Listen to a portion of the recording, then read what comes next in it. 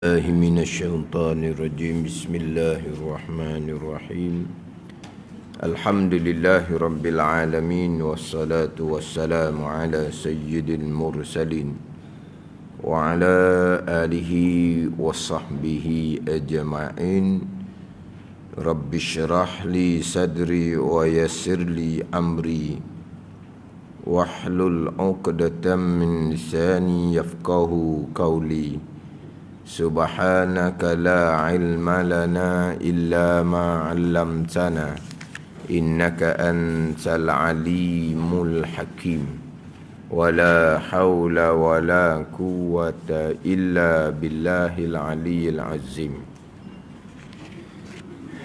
Kitab Hidayatus Sibyan, muka surat 2, baris yang kelima daripada bawah. Surat 2, baris yang kelima daripada bawah.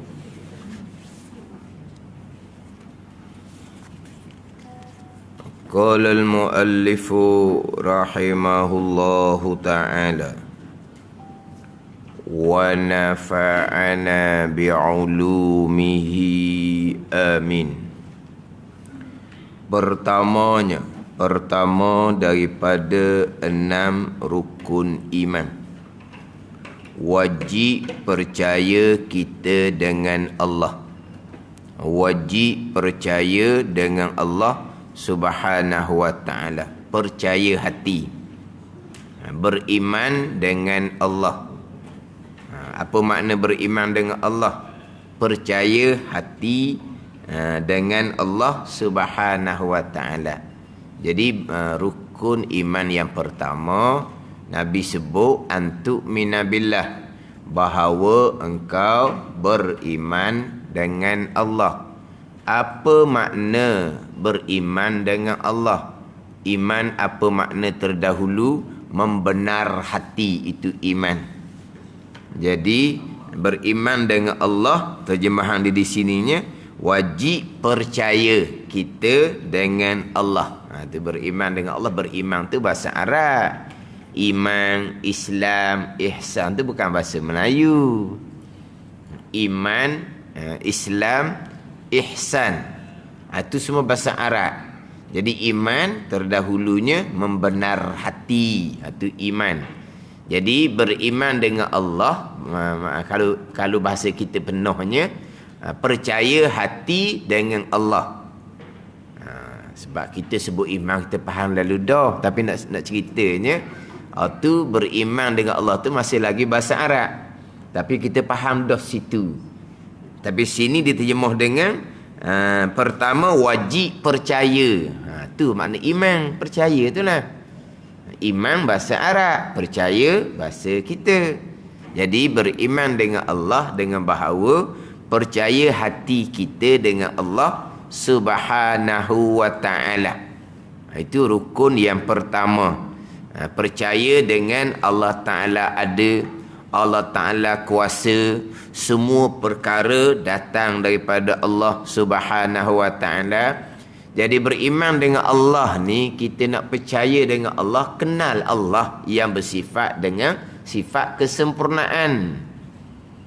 Kita sebut beriman dengan Allah, beriman dengan asma' Allah Ta'ala semata-mata. Allah tu asma', nama bagi Tuhan yang wajib ada, hak 99 nama tu. Allah ni asma', nama bagi Tuhan yang wajib ada. Ni kena sela-selalah. Ada ceramah dia kata Allah bukan Tuhan, kejut orang. Allah bukan Tuhan, Allah nama bagi Tuhan. Gitu. Tapi bunyi pesen gitu orang kejut lah. Sebab kita ni, Allah ni Tuhan dah, bukan nama. Akhirnya kita Ar-Rahman, nama bagi Allah. Ar-Rahim, nama bagi Allah. Bukan nama bagi Allah. Allah ni pun nama macam Ar-Rahman lah juga. Allah ni nama macam Ar-Rahim lah juga. Tapi kita tak ni. Lafzul jalalah tu ke Tuhan dah, bukan asma', bukan nama. Kita tak ada cakap gitu. Ar-Rahman, nama bagi Allah. Nama bagi Tuhan yang wajib ada. Bukan nama bagi Allah. Allah pun nama juga macam Ar-Rahman. Ar-Rahim nama bagi Allah. Ar-Rahim Allah nama belaka tu. Dia kata Allah bukan Tuhan. Orang kejut lah. Allah asma, nama bagi Tuhan yang wajib ada, yang bersifat dengan sifat kesempurnaan. Dia ke situ. Allah ni asma, nama bagi Tuhan yang bersifat dengan sifat kesempurnaan. Tuhan yang bersifat dengan sifat ketuhanan, bersifat dengan istighna dan iftikar. Ni sebab kita bukan hanya beriman dengan Allah, beriman dengan asma, bukan. Beriman dengan Tuhan yang bernama Allah dan asma 99 tu lah, nama 99 yang bersifat dengan sifat ketuhanan, yang bersifat dengan sifat uluhiyah. Sifat ketuhanan ni istighna dan iftikar, yang bersifat dengan sifat kesempurnaan. Jadi yang kita duduk belajar sifat 20 tu, nak kenal Tuhan yang kita percaya, hak rukun iman yang pertama. Hak rukun iman yang pertama, kita percaya dengan Allah. Allah ni nama bagi Tuhan yang wajib ada. Tuhan yang wajib ada ni yang bersifat dengan sifat kesempurnaan, bersifat dengan sifat istighna dan iftikar. Sifat kesempurnaan bagi Allah ni tidak terhingga banyaknya. Sekurang-kurangnya kita mengetahui dan berpegang 20 sifat tu lah.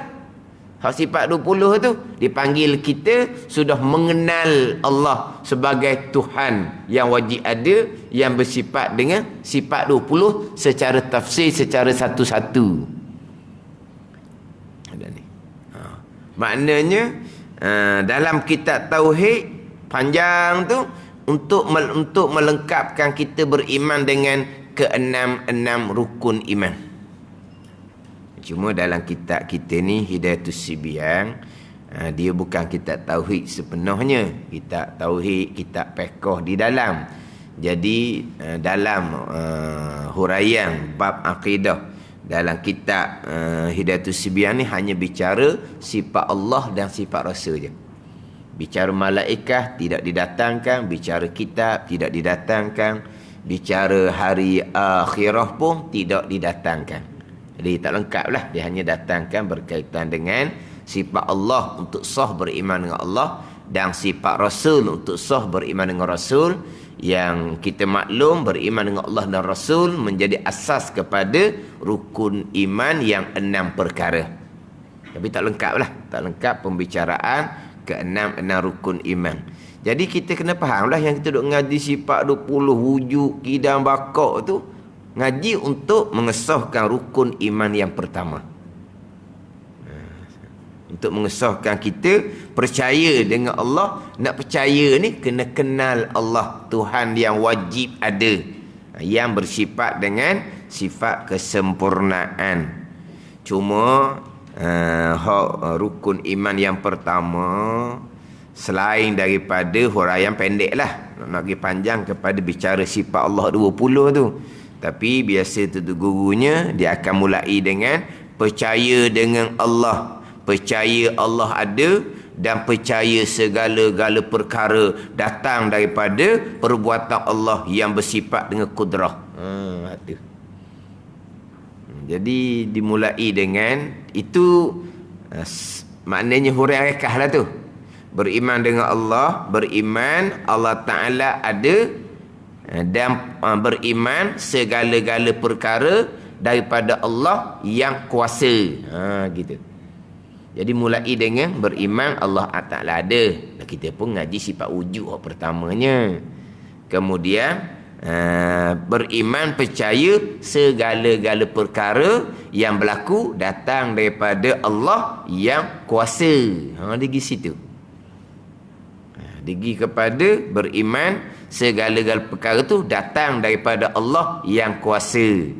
Di situ tu digi pada apa tu huraian ni, hak saya mengajuk catatan. Gi kepada mentauhidkan Allah pada perbuatan lah. Digi pada mentauhidkan Allah pada perbuatan. Ini huraian untuk guru. Kemudian dalam kitab Dalilul Falihin. Jadi dalam kitab Riyadhus Salihin, kitab hadis Imam Nawawi rahimahullah, dia ada syarah dia, Dalilul Falihin. Jadi hadis Jibril yang saya duk sebut semua tu lah. Jibril tanya Nabi berkaitan dengan Islam, berkaitan dengan iman, berkaitan dengan ihsan, berkaitan dengan qiyamah, tandaan qiyamah. Jadi dalam kitab Riyadhus Salihin, hadis panjang hadis Jibril ni, dia duduk di bawah tajuk Babul Muraqabah dalam kitab Riyadhus Salihin. Tapi saya nak cerita ni dalam Dalilul Falihin, syarah dia. Jadi yang pertamanya, beriman dengan Allah. Apa huraian dia? Huraian beriman dengan Allah. Dipanjanglah huraian dia. Semua saya nak ambil huraian permulaan. Beriman dengan Allah ai bi annahu ta'ala wahidun fi zatihi wa sifatihi wa af'alihi la syarika lahu fil uluhiyyati. Ai bi annahu, dimulai dengan ai bi annahu wahidun fi zatihi wa sifatihi wa af'alihi. Itu huraian beriman dengan Allah dalam kitab Dalilul Falihin. Dimulai dengan apa makna beriman dengan Allah? Maknanya ialah beriman dengan bahawasanya Allah Ta'ala esa pada zat dan esa pada sifat dan esa pada perbuatan. Dan kita dari Al-Falihin dimulai dengan keesaan. Lepas tu pergilah kepada Allah yang bersifat dengan sifat kesempurnaan apa semua diceritalah. Tapi dimulai dengan ai bi annahu wahidun fi zatihi wa sifatihi wa af'alihi. Beriman dengan Allah dengan makna beriman dengan bahawasanya Allah Ta'ala esa pada zat, esa pada sifat, esa pada perbuatan. Esa pada perbuatan. Esa pada zat, Allah Tuhan yang satu, tu bereslah. Artinya kita orang Islam. Esa pada sifat, samalah juga. Sifat kudrah Allah satu. Sifat iradah Allah satu. Perbuatan Allah, tidak ada penghujung lah perbuatan Allah ni. Jadi perbuatan Allah, kerja Allah Ta'ala banyak, tidak ada penghujung. Lepas tu sifat kudrah Allah banyak jugalah. Ada satu. Itu esa pada sifat. Allah mengetahui segala-gala. Pengetahuan Allah tidak ada penghujung. Allah mengetahui dengan sifat ilmu. Jadi perkara yang Allah Ta'ala mengetahui ini tidak ada penghujung, banyak. Lepas tu dengan sifat ilmu yang banyak. Sifat ilmu esa satu juga. Itu esa pada sifat. Ada esa pada sifat. Esa pada sifat ni kalau ayat rekah tu guru sesekara. Sesekara. Jadi saya boleh cerita ayat tu guru ni, saya tulis tu sesekara. Tulis bukan sesekara. Faham? Keesaan pada sifat. Dah sifat 20 dah kita duk ngaji. Esa satu ada 20 dah situnya.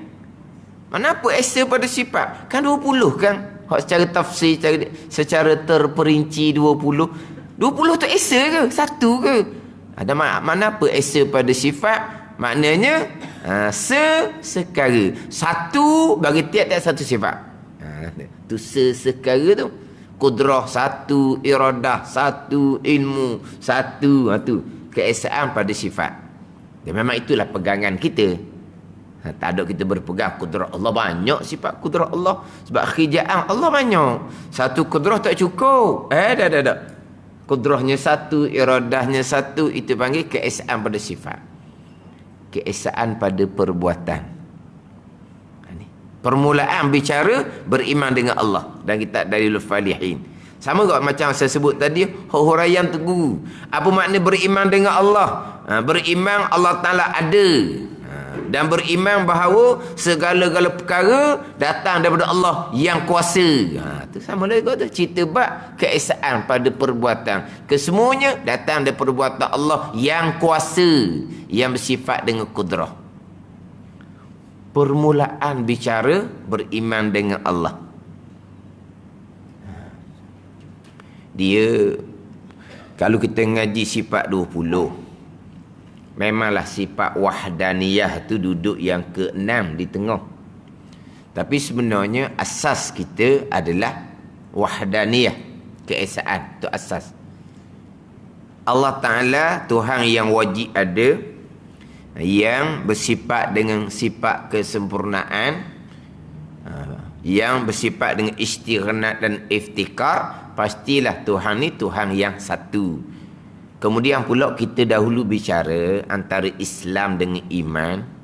Kita bicara Islam, kita hendak bicara iman. Walaupun kita Al-Misbahul Munir ni iman dan Islam. Jadi Islam permulaannya apa? Asyhadu an la ilaha illallah. Apa dia asyhadu an la ilaha illallah? Syahadah tu. Asyhadu an la ilaha illallah. Tiada Tuhan, tiada sembahan yang sebenar melainkan Allah. Apa maksud la ilaha illallah? Maksudnya Allah jua Tuhan. Apa dia tu? Itulah keesaan. Itu permulaan kita syahadah tu. Penyaksian bahawa Allah jua Tuhan. Allah jua Tuhan ni panggil keesaan. Jadi permulaan bicaranya adalah keesaan. Jadi pergi kepada beriman dengan Allah pun asasnya adalah keesaan juga, wahdaniyah. Walaupun wahdaniyah duduk sifat yang ke-6 ikut susunan ulama. Susunan sifat 20 ni 1, 2, 3 sampai 20 bukan sifat Allah bersusun. Sifat Allah koding belaka, tak ada nombor. Tak ada nombor. Ni kalau ada nombor, yang pertama, yang kedua, yang ketiga ni maknanya yang pertama lah kodingnya, yang kedua jadi baharu. Kalau ikut nombor, dah. Didatangkan nombor tu kerana nak menyebut. Kalau tak bubuh nombor nak sebut macam mana kalau tidak susun. Dia panggil tartibuz zikri. Susun kerana kita nak sebut. Bukan kata 20 sifat tanpa disusun kita tidak boleh menyebut. 2 sifat pun tak ada nak sebut kalau tak susun. Wujud, kidang. Wujud dengan kidang ni kalau kita tak susun, sebut wujud kemudian sebut kidang, kita nak buat sekaligus boleh sebut tak? Tak boleh. Jadi susun ni hanya semata-mata kerana nak sebut. Bukan sifat Tuhan bersusun. Sifat Tuhan koding belaka. Jadi susun ni kerana nak sebut. Tapi ulama susun ni, kita kata susung kerana nak sebut, ulama susung pun ada hikmah dia jugalah, bukan susung saja. Tapi kenapa asas pembicaraan sifat Allah ni wahdaniyah, habis kenapa buh di tengah? Yelah kita nak bicara apa-apa pun kena bicara wujud lah dulu. Nanti dia mulai dengan sifat wujud tu. Tapi nak ceritanya asasnya wahdaniyah. Bila Tuhan ni, Allah Tuhan yang esa, pasti ada. Tuhan yang esa ni bukan pasti ada sahaja. Pastilah ada sedia kala. Ambil daripada faham mana? Faham daripada wahdaniyah. Tuhan yang esa, satu Tuhan. Ada, sahihlah ada. Satu ni takkan tak ada pula. Allah Tuhan yang satu tapi tak ada. Tak kena lah gitunya. Tapi apabila Allah Tuhan yang satu, mesti Allah ada, tidak ada permulaan. Kalau Allah Tuhan yang satu, adanya baharu, siapa nak buat Allah? Sebab Allah je Tuhan.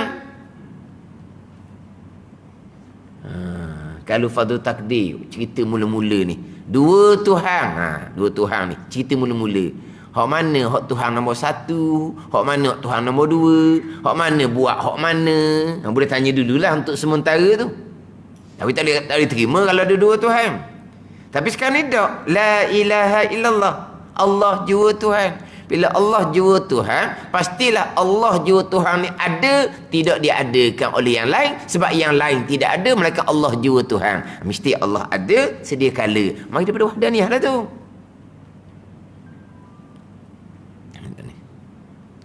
Kemudian susunan kaedah sifat 20 ni.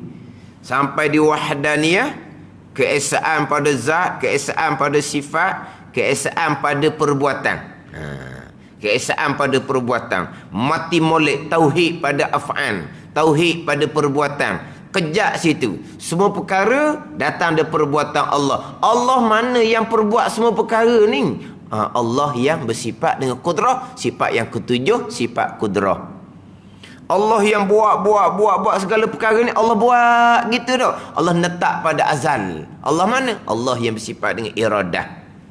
Allah letak, Allah mutu pada azal. Allah letak mutu gitu dah. Allah letak mutu selaras dengan ilmu, disuli dengan sifat ilmu. Ni maknanya ulama susung tu asalnya untuk menyebut.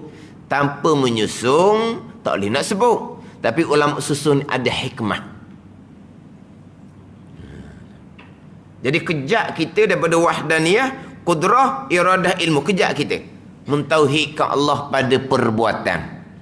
Ini hak permulaan dalam kitab bicara. Beriman dengan Allah, beriman dengan keesaan Allah pada zat, keesaan Allah pada sifat, keesaan Allah pada perbuatan. Ini hak mula-mula sekali. Tapi apabila Allah ni Allah yang esa, Allah Tuhan yang esa, pastilah bersifat dengan sifat kesempurnaan. Sebab apa? Sebab hanya Allah jua Tuhan. Kalau tidak bersifat dengan sifat kesempurnaan, sebaliknya bersifat dengan sifat kekurangan, tak boleh buat langit bumi lah. Sebab Allah jua Tuhan. Kalau ada dua Tuhan, tiga Tuhan, Tuhan tu terror dari segi mana? Tuhan tu terror dari segi mana? Tuhan tu lemah dari segi mana? Tapi bukan Tuhan lah kalau bahasa yang gitu. Tapi buat cerita mula-mula.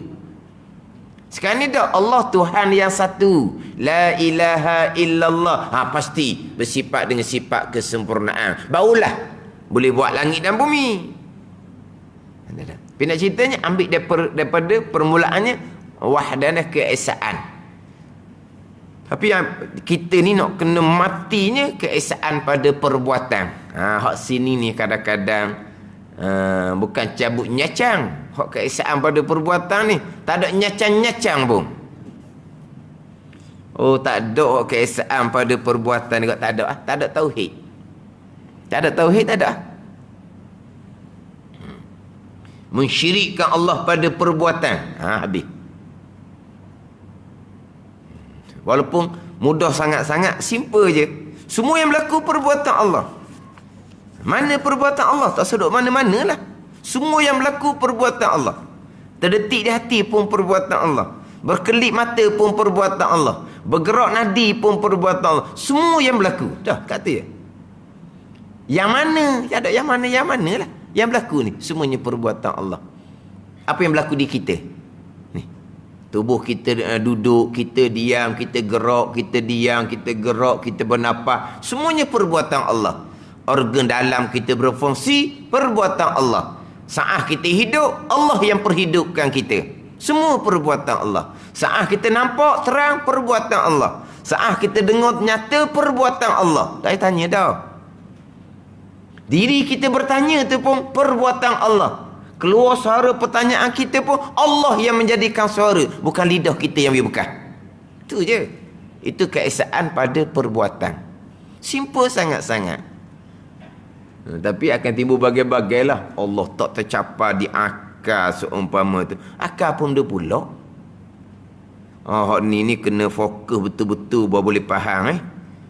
Fokus betul-betul lah. Kemudian kalau kita asal-asal ditanam dengan tauhid pada perbuatan, tak ada apa dah. Gitu je. Yang berlaku ni semua perbuatan Allah. Yang berlaku di bumi, yang berlaku di langit, yang berlaku di dunia, yang berlaku di akhirat. Kesemuanya perbuatan Allah Subhanahu wa ta'ala. Itu hak permulaan beriman dengan Allah. Beriman Allah Ta'ala esa pada zat, esa pada sifat, dan esa pada perbuatan. Esa pada perbuatan ni lah dibicara rukun iman yang keenam, qada dan qadar. Jadi bererti qada dan qadar ini sudah dikira termasuk di bawah rukun iman yang pertama, beriman dengan Allah. Betul tak? Qada qadar tu kudrah iradah kan? Dan kudrah iradah tu sudah masuk di bawah kita beriman dengan Allah Subhanahu wa ta'ala. Tetapi kenapa jadi qada dan qadar ini jadi Nabi letak sebagai rukun iman yang asing daripada beriman dengan Allah? Sebab nak kena fokus. Bab qada qadar nak kena fokus. Nak kena tupu molek. Walha qada qadar ini pergi kepada kudrah iradah. Kudrah iradah tu sifat 20. Sifat 20 ni lah terkandung di bawah beriman dengan Allah, rukun iman yang pertama. Sebab itulah saya biasa buat contoh kitab Faridatul Fara'id. Kalau saya mengajar kalau duha di surah Imam Selasa tu. Hak Faridatul Fara'id lengkap di dalam tu pembicaraan ke-6 rukun iman. Last kalinya bicara syurga dan neraka. Habis kitab. Dia bicara malaikah, bicara kitab, bicara rasul, kemudian bicara barzah, qiyamah, kemudian dibangkitkan kembali, dihimpun di mahsyar, ada syafaah daripada Nabi, ada hisab, ada mizan, ada timbang, ada telaga haud, ada titiang sirat, kemudian syurga, neraka, kemudian syurga. Habis syurga, habis kitab. Mana apa? Lengkap tapi lengkap ke-6 rukun iman. Tapi waktu rukun iman yang kelima, beriman dengan hari akhirah.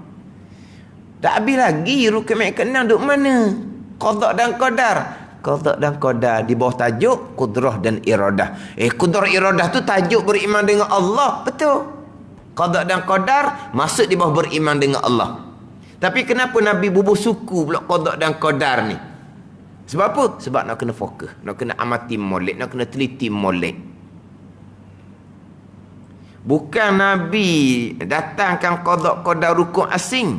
Bukan dalam hadis Nabi jawab macam mana? Jibril AS tanya, akhbirni anil iman. Cerita akan daku ya Muhammad daripada iman. Nabi pun jawab. Dipanggil hadis qauli. Hadis ni keluar daripada mulut Nabi. Hadis fi'li bukan Nabi yang kata.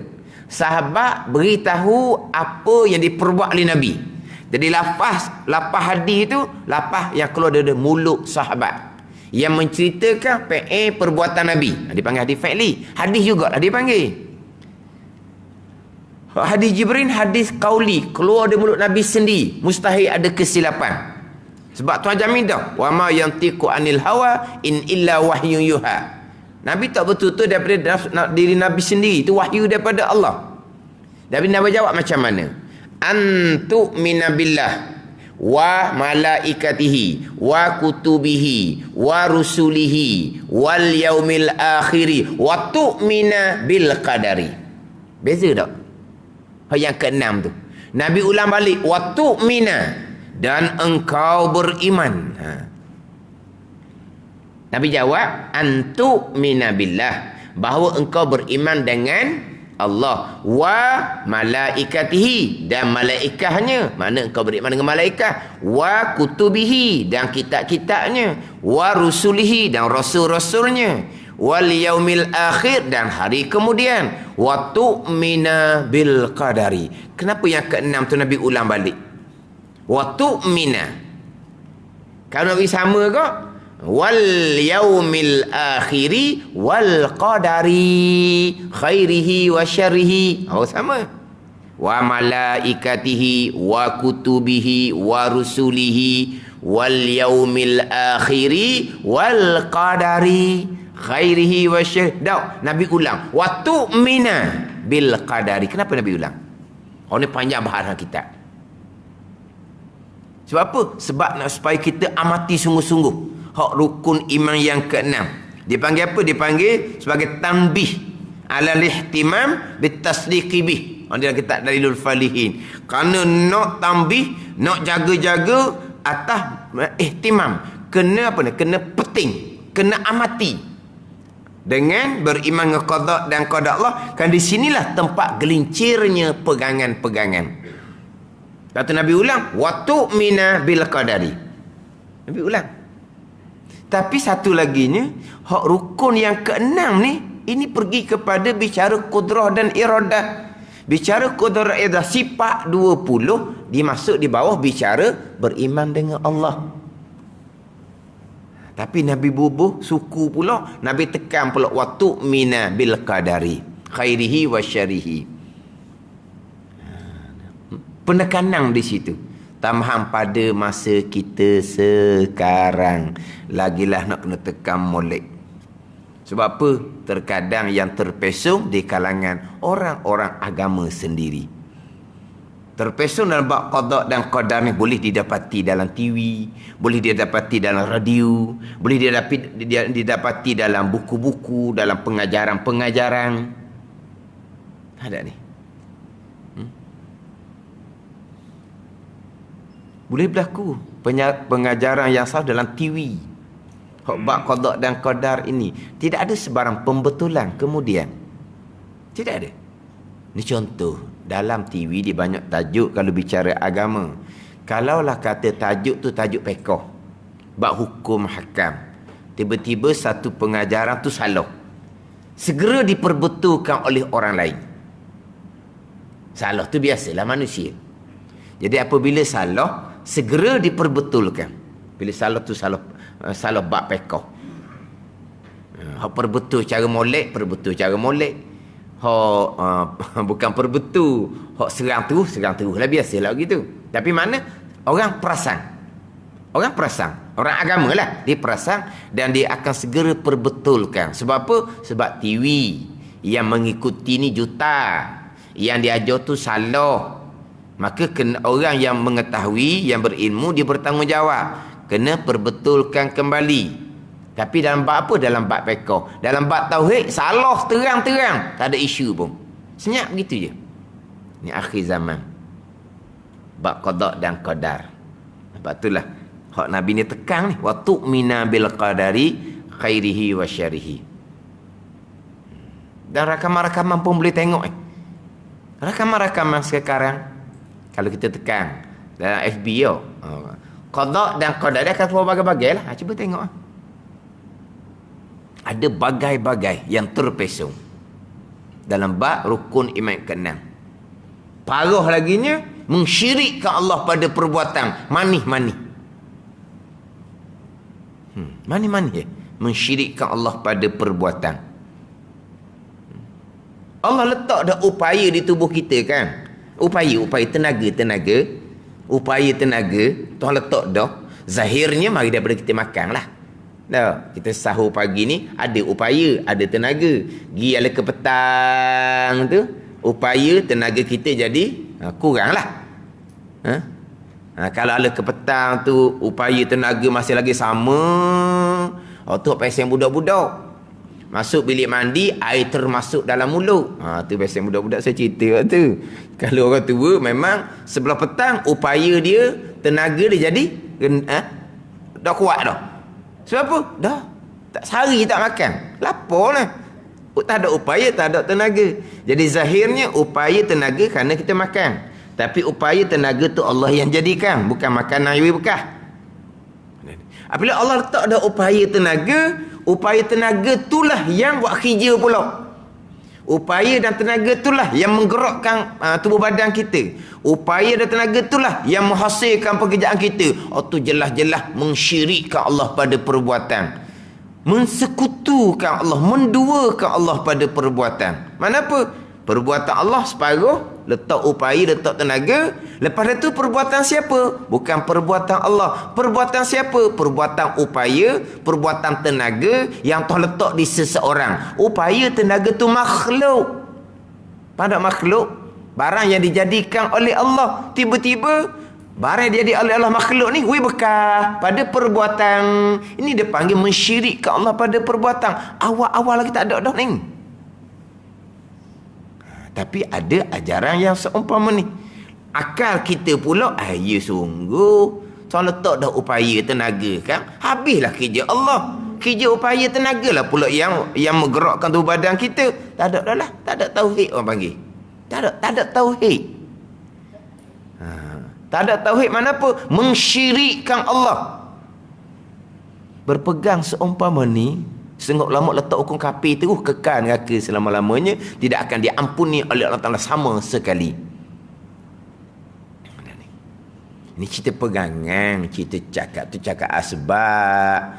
Allah lah ni tak ada upaya, tak ada tenaga, tak boleh nak buat apa-apa, tengok orang buat je. Kalau kita ada upaya tenaga, kita dak lok orang buat, kita buat sendiri. Tapi oleh kerana tak ada upaya tenaga, tak boleh nak buat. Itu cakap asbab. Pegangan kita tetap semua tu perbuatan Allah. Cukuplah. Bukan cakap tu tak boleh cakap asbab. Boleh cakap asbab. Pegangan kena mati. Itu je. Pegangan tu kena mati. Mentauhidkan Allah pada perbuatan. Sekalian perbuatan Allah. Pegangan iman. Ni, percaya di hati. Berpegang di hati. Mengaku putus di hati. Sekalian perbuatan Allah. Kita cerita iman ni. Bukan cerita maqam ihsan. Syuhud di hati. Hadir di hati. Merasai di hati. Itu maqam ihsan. Itu bicara orang yang hati basir dia hampir dengan Allah. Itu bicara bab awliya. Kita bicara bab iman. Jangan duk capu pula. Dah hati tak ingat pun ke Tuhan. Ingat kepada daya upaya kita. Ingat pada tenaga kita. Orang awam. Kita ni tak ada salahnya. Macam sekarang.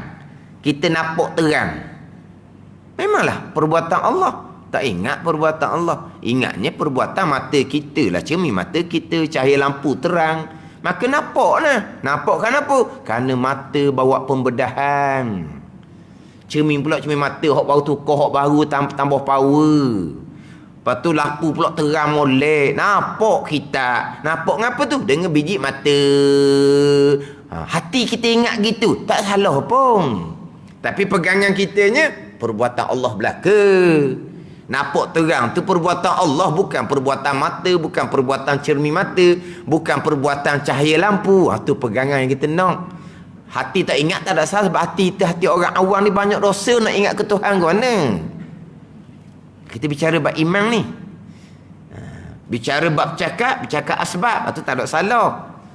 Macam mana sekarang nampak molek tak? Nampak molek, Allah buat nampak. Orang tengok, mana pula ni? Allah buat nampak.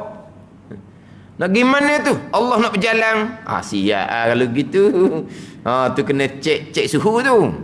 Suhu naik tu. Suhu naik tak boleh masuk masjid. Lebih hak suhu tak boleh dah tu. Panas tu. Ada nyakit lain dah tu. Kita cakap kita je lah. Tu orang cakap asbab tak ada salah. Ni cerita pegangan.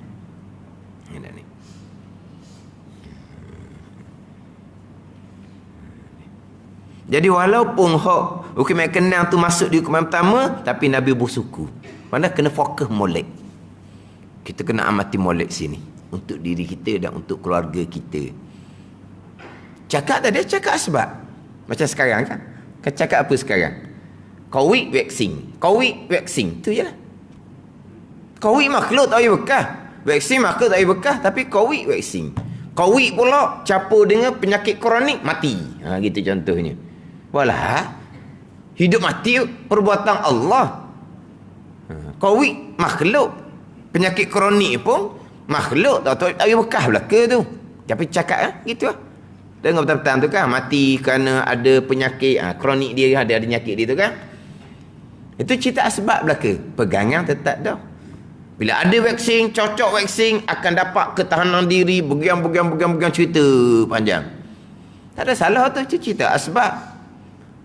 Tapi macam mana pegangan? Waktu mula-mula sekali. Kita sama, anak-anak cucu kita sama. Waktu mula-mula sekali. Waktu kita kena ajar pada anak kita sebelum suruh semayang puasa lagi. Sebelum suruh semayang puasa lagi ni, bicara ni. Dalam bab mentauhid ke Allah, bab iman ni. Bukan semayang hak mula-mula, bukan puasa hak mula-mula. Semayang tu tiang agama. Ini usul agama, usuluddin, tapak agama. Mana dulu tiang dengan tapak? Ke mana? Tapak tak ada lagi. Lepas tu tiang selori tu nak pergi bom mana? Buat tak udara. Tiang ada dah selori. Lepas tu tapak. Tapak tak tahu lagi tapak. Bengong kan gitu. Semayang tiang, betul semayang tiang. Tak ada tiang, amal ibadah tidak akan diterima. Puasa tak akan diterima, tak ada tiang sembahyang. Tapi kalau tiang ada, tapak tak ada, usuluddin. Itu hak mula-mula sekali.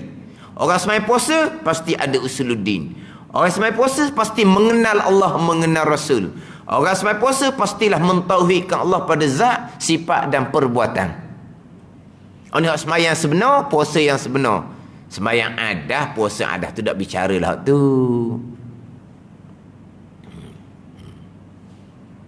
Ni kita duduk bulan Ramadan ni, duduk bulan Ramadan. Cerita bab kelebihan bulan Ramadan, ganjaran bulan Ramadan. Benda ni fadilah di bulan Ramadan. Tapi kalau imannya tidak ada, tauhidnya tidak ada, tak ada. Ramadan tidak bernilai bagi orang seumpama ni, bahkan kecelakaan. Orang yang masuk bulan Ramadan serta akidah yang syirik kepada Allah, tak ada nilai. Ada ni. Wa imam Ramadan ke, wa imam membaca Al-Quran ke, wa imam berzikir ke. Baca Quran rajin. Tapi akidah Al-Quran belajar ke tak? Hak belajar tajwid tu belajar membaca Al-Quran. Kita belajar tajwid, hukum, hakam Al-Quran tu belajar untuk membetulkan bacaan. Akidah Al-Qurannya macam mana? Ngaji dah akidah Al-Quran? Tak mengaji. Bukan kata baca Quran tu tidak bernilai. Quran tu akan laknat balik orang yang membaca tanpa berakidah dengan Al-Quran yang dibaca. Mana Al-Quran yang kita baca? Suratul Fatihah itulah. Alhamdulillahi Rabbil Alamin. Segala puja bagi Allah. Allah ni Rabb, Tuan bagi sekalian alam. Sekarang kan Allah Tuan. Apa makna Allah Tuan? Hak dia belaka. Perbuatan dia belaka. Tiba-tiba berpegang perbuatan kita. Fatihah tu akan laknat. Sembahyang tidak akan diterima oleh Allah. Puasa tidak akan diterima. Pergi Mekah pun tidak bernilai. Ada ni.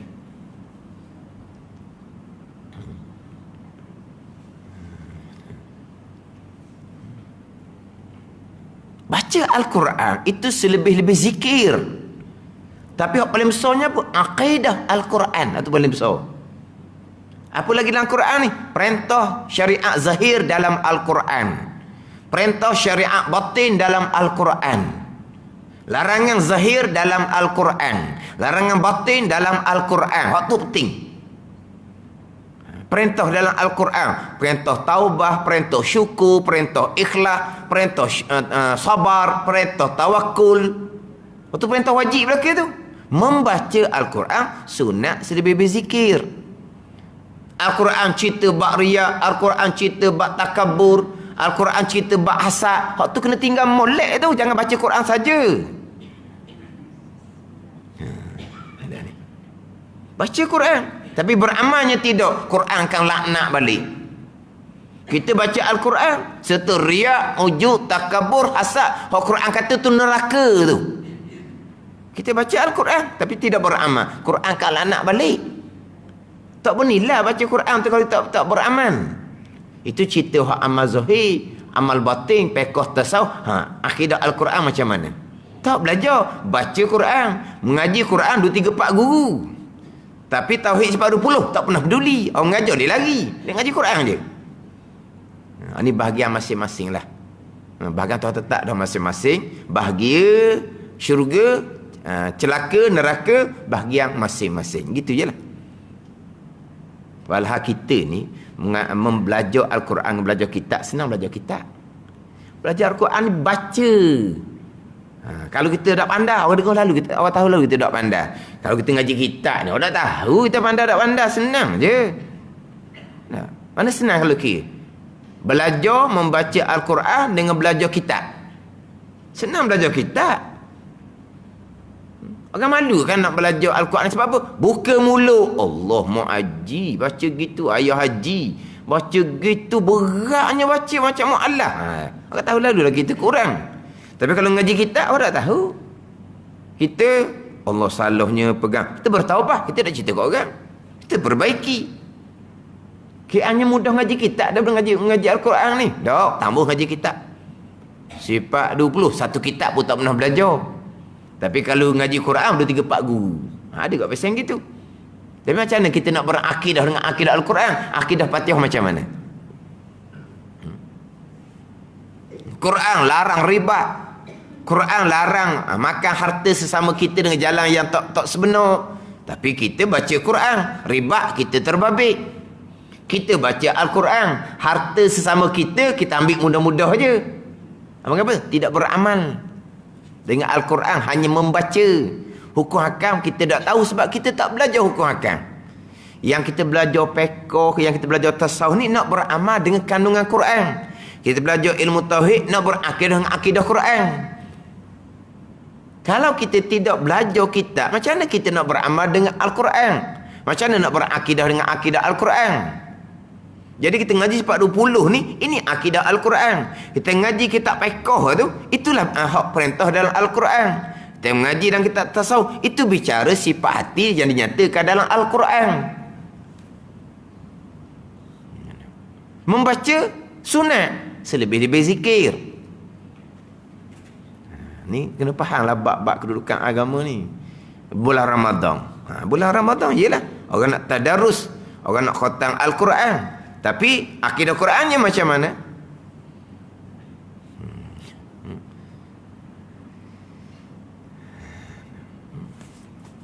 Cerita bab bulan keampunan.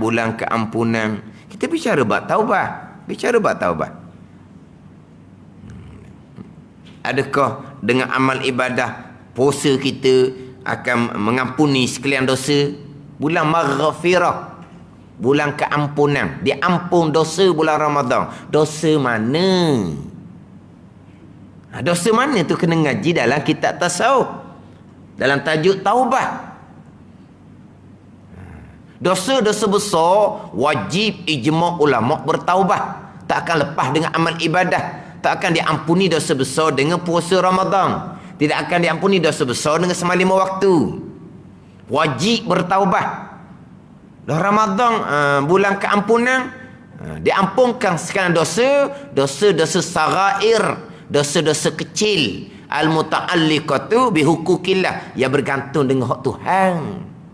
Dosa besar tu wajib bertaubat, tak lepas dengan Ramadan, tak akan diampuni. Dosa-dosa yang bergantung dengan anak Adam, tak akan lepas dengan Ramadan. Hak tu wajib kena bertaubat, kena pergi minta maaf. Tiba-tiba kita masuk bulan Ramadan, kita tidak bertaubat pun daripada dosa-dosa yang besar, kita buat amal sunat di bulan Ramadan, tidak akan diterima oleh Allah Subhanahu wa taala. Dia akan jadi adah, trend, tradisi Ramadan dia panggil. Timbul Ramadan, timbullah orangnya. Hilang Ramadan, hilanglah orangnya. Apa tu? Trend, tradisi. Trend, tradisi ni siapa yang terapkan? Ibu bapa yang terapkan trend yang salah seumpama ni. Ibu bapa yang terapkan, dan itulah amalan mereka sebahagiannya. Jadi anak pun tengok, oh mak ayah Ramadan je pergi masjid, habis Ramadan hilang tahun depan pula bawa main masjid. Anak-anak pun turun, dia pun samalah, dia pergi masjid dia bawa anak, habis Ramadan dia hilang, anak pun hilang. Tiap-tiap tahun seumpama tu. Awal-awal penuh, tu terang pula kira tu. Siapa tengah kurang. Dia orang Arab, awal-awal tak timbul lagi orang dia. Awal-awal tak timbul lagi. Dia lama-lama dia korama. 10 akhir Ramadan penuh. Dia orang Arab. Awal-awal dia tak lagi. Dia lagi. Awal dia tak. Apa panggil apa? Lambat panah panggil. Lambat panah panggil dah. Jadi awal-awal kurang, tapi lama-lama ramah. 10 akhir tu kok dah balik Orang trend tradisi ni pula orang kita mula-mula penuh pakai tanah. Lepas tu kok selo 10 akhir Ramadan, tu nak pasang lasi, nak pasang kusing tu dah tak nak pasang kusing sofa dah jadinya hilang ada dah. Tu orang kita. Itu trend tradisi, bukan ibadah yang sebenar. Tapi trend tradisi ni bagaimana? Kadang-kadang ibu bapa yang terap yang salah. Majlis-majlis ilmu tak pernah mari.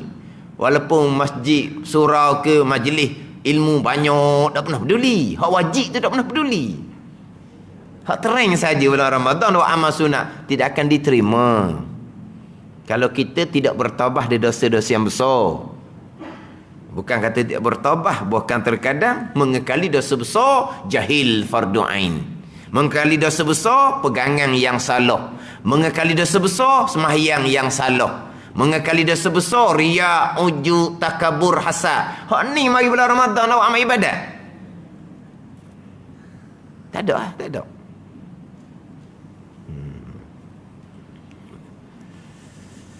Kita tak apalah, kita nak orang belajar, alhamdulillah, kuliah duha apa semua. Oh, kalau tazkirah tarawih cerita seumpama ni go. Ni kata ke orang dah ni. Kata ke grup tarawih dah ni, dia kata. Orang marah kalau kita kuliah gini tak apalah, kita orang belajar. Tarawih kita tarawih lah. Bulan Ramadan kita tarawih lah bagian kita. Kita belajar. Bulan Ramadan kita perbanyakkan amal-amal yang sunat. Tapi kalau tazkirah tarawih cerita gini, macam tanya dahi orang gitu. Tarawih je mu mari. Tanya lain tak mari. Anak-anak tak bawa masa lain. Tarawih penuh. Dah tahulah dia sekarang macam tak ada hak umur. Dia ada hak kan 12 tahun je. 12 tahun, lepas tu 60 ke bawah tak ke macam mana Terengganu? Dah. Tapi Terengganu tak tahulah dia 12 tahun ke atas tetap dah. 12 tahun ke atas tetap dah. Kan di 12 tahun ke bawah tak boleh mari lagi kan. Hak maidam lah. Lepas tu hak atas tu ada tak? Hak umur atas. Tak ada. Terengganu tak ada. Tu saya baca negeri lain kali. Negeri lain dia 12 tahun ke atas, lepas tu 60 tahun ke bawah, tapi bukan Terengganu ada. Sekarang tak bunyi rasa Terengganu. Mana kalau tengok orang tua macam IC umur berapa? Balik makcik. Tapi tak ada. Terengganu tak ada. Tak ada umur dah. Hak lebih tak ada. Dia hanya hak 12 je dah. Terengganu kita 12 je, 12. 12 tu ada umur 12 tu ada. 12 tahun ke atas. 12 tahun ke bawah tak boleh. Tapi kita tengok 12 tahun ke bawah pun ramai dah bawa dengan anak. Di negeri mana tahu ada dia ni. Negeri lain bukan Terengganu. Pihak pejabat agama dia kata diberi peringatan. Kalau SOP tidak dibenarkan, pihak kerajaan akan menarik balik kebenaran berterawih. Sebab dia kata orang tak ikut SOP. Ni bukan Terengganu lah, tu negeri lain saya ada baca. Mana pihak-pihak dak tarik balik lagi, cuma dibagi peringatan. Mana kalaulah masih lagi tidak mematuhi SOP pada masa sembahyang tarawih, kemungkinan pejabat agama akan menarik balik kebenaran solat tarawih. Sebab dia dah ikut SOP. Tengok macam budak-budak pun mari belaka. Kata. Jadi ramailah. Dia budak-budak kita orang tua ni bolehlah kita jaga sendiri. Budak-budak ni dah mari budak-budak kok. Lah nak kata orang ni dah budak. Ke mana? Ke tak pernah jadi budak? Dah budak gitu nak kata orang lagi dah.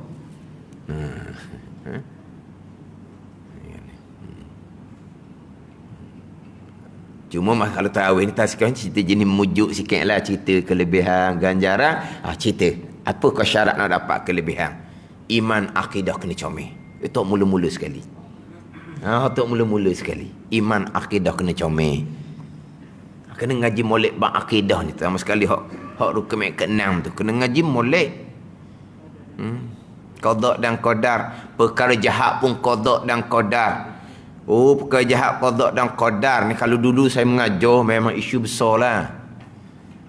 Isu besar. Nak kena cerita ulang Allah nak boleh keselesai. Maknanya sekarang alhamdulillah lah tak ada isunya. Tapi kalau orang-orang hok baru mengajar, kelas-kelas pula tempat baru, cerita benda jahat qada Allah. Orang apa ni? Soal gitu, soal begini, soal begitu, soal begini. Kalau tak ada pengalaman, tak akan boleh jawab. Saya sendiri pun dulu tak boleh nak jawab. Orang tanya pelik-pelik. Ustaz, perkara jahat ni. Sembah berhala. Kau tak qada? Bunuh orang. Kau tak qada? Berzina. Kau tak qada? Sekalian. Benda tu kau Tuhan marah. Katakan Tuhan kau tak qada pula. Mula-mula dulu memang nak jawab tak erti. Sebab masa belajar tak ada soal jawab dalam bab ni. Faham? Pegang. Gitu je. Soal bab qada kalau tok guru backing kau nak jerkah lah. Tak perkara ni kita faham pegang. Kenapa Allah pergi qadakan perkara jahat? Memang kena marah lah. Soal seumpama tu. Tebal-tebal mungkin tanya Allah lah. Tanya sini buat apa? Dah. Itu semua akidah kita gitu. Al-Quran sebut gitu. Nabi sebut gitu. Nak soal kita buat apa? Cuma hak dia. Kerana dia lah nak qada apa pun. Nak qada baik, hak dia. Lepas tu dah qada baik boleh syurga, rahmat. Lepas tu hak jahat qada Allah.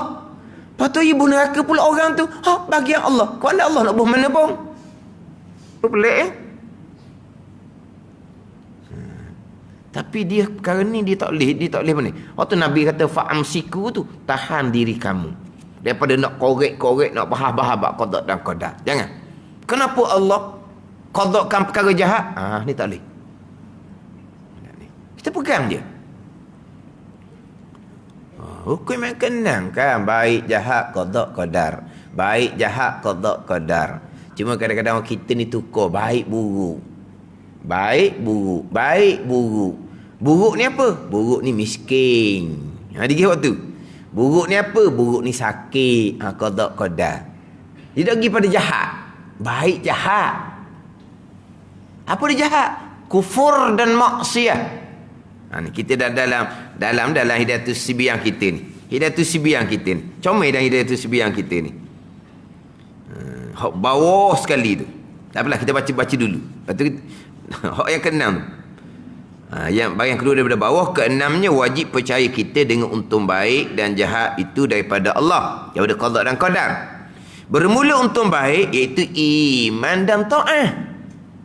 Itu untung baik. Dan untung jahat iaitu kufur dan maksiat. Saya mengajar kitab Hidayatus Sibiyan. Minggu pertama jahat, kufur dan maksiat. Minggu kedua jahat, kufur dan maksiat. Minggu ketiga ulangnya. Barulah ustaz saya nak tanya ustaz kufur maksiat mai Tuhan juga. Pada 3 minggu dah baca tempat yang sama. Ada ni 3 minggu dah baca tempat yang sama ni. Dia tu Sibiyan yang saya baca ni. 3 minggu baca tempat yang sama. Baik iman dan taat, jahat kufur dan maksiat. Baik iman dan taat, jahat kufur dan maksiat. Kufur apa? Semua berhala tu lah. Maksiatnya apa? Bunuh orang, berzina, mencuri, merompok, tinggal semayang, tinggal puasa.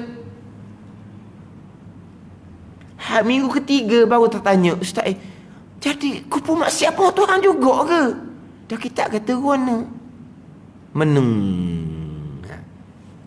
Mana kalau tak ulang, pakai dah ambil dah. Tak ambil. Kalau dah ulang, pakai dah ambil sebenarnya. Ulang minggu pertama, tak tanya lagi. Minggu dua ulang lagi, tak tanya lagi. Minggu tiga ulang juga. Ni tak sedar tanya. Mana kalau sebut sekali lalu je, pakai tak menasabah jahat kufur maksiat mari dia Tuhan. Apa benda Tuhan marah? Dia tak ambil Tapi tak boleh kena ulang. Minggu tiga barulah tanya. Dah kita kata macam mana? Berpegang macam mana? Kalau berpegang perkara jahat bukan qada dan qadar, itu akidah sesat. Sesat barat apa lagi? Sesat barat ni sesat sangat tau. Sesat barat. Sesat sangat.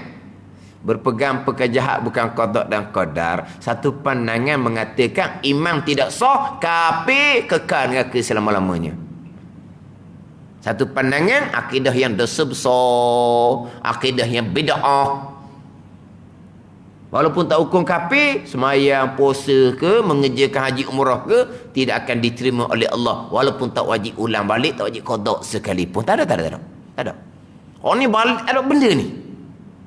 Sesak sangat